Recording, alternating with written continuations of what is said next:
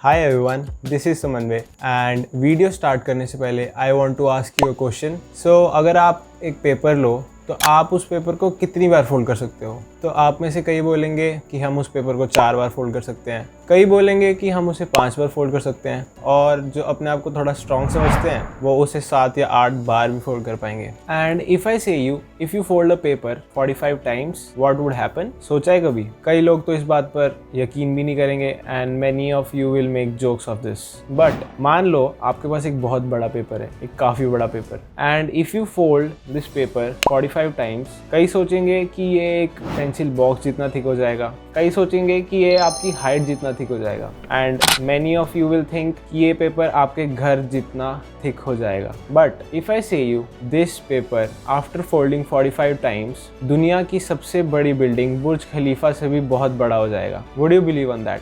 आप बोलोगे that you are saying this bullshit and ऐसा कुछ होता नहीं है। But if I tell you the reality, if you fold a paper 45 times, ये पेपर इतना थिक हो जाएगा that you can cover a distance from earth to moon. और अगर आप इस पेपर को बस एक और बार फोल्ड कर दोगे विच मीन्स 46 टाइम, तो ये पेपर इतना ज़्यादा थिक हो जाएगा आप अर्थ से मून और मून से वापस अर्थ भी आ जाओगे। This is mind blowing, isn't it? तो इस एग्जाम्पल को मैं आपको प्रॉपर कैलकुलेशन से करके दिखाता हूँ ताकि आपको ऐसा ना लगे कि दिस इज़ ऑल फेक और ये सिर्फ हवा में बातें कर रहा है। So let's go. तो एक प्लेन पेपर, उसकी थिकनेस होती है ऑलमोस्ट 0.01 सेंटीमीटर। अब अगर हम इस पेपर को फोल्ड करते हैं तो इसकी थिकनेस हो जाएगी 0.002 सेंटीमीटर। एक और बार फोल्ड करते हैं तो 0.004 सेंटीमीटर, एक और बार फोल्ड करते हैं तो 0.008 centimetre and so on. 10th time if you fold that paper वो हो जाएगा 1.024 centimetre.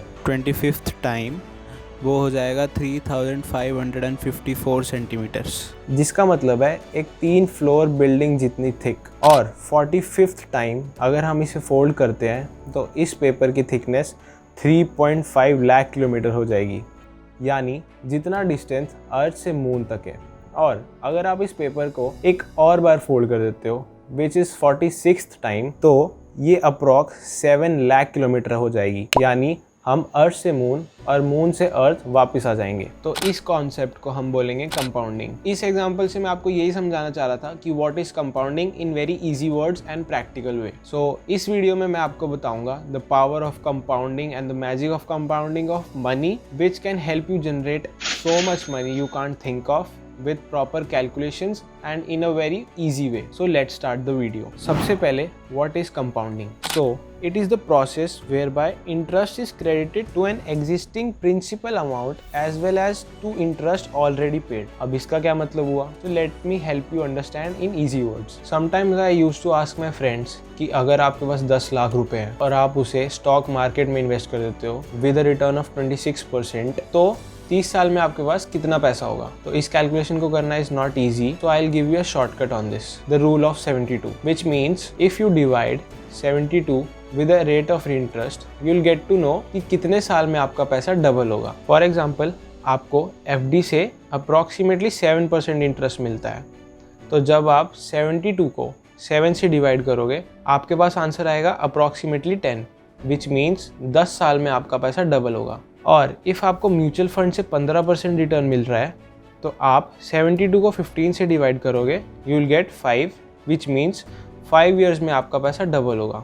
So I asked you a question before कि you invested 10 lakh rupees in the stock market with a return of 26%, तो 30 साल में आपका पैसा कितना होगा? So using the rule of 72 we will divide 72 with the rate of interest which is in this case 26%. After dividing you will get the answer 2.77. अब हम इसे राउंड ऑफ करके अप्रॉक्सीमेटली 3 ले लेते हैं। इसका मतलब है हर 3 साल में आपका पैसा डबल होगा। So now let's see the calculations. Today you have 10 lakh rupees. After 3 years it will be 20 lakhs. After 6 years it would be converted to 40 lakh rupees. After 9 years 80 lakhs. और 12 साल के बाद 1.6 करोड़ में ग्रो हो चुका होगा आपका पैसा। 15 साल बाद ये हो चुका होगा 3.2 करोड़। एंड इफ आई से कि फर्स्ट 15 ईयर्स में आपने 3.2 करोड़ कमाए और अगले 15 साल आप 99 करोड़ कमाने वाले हो।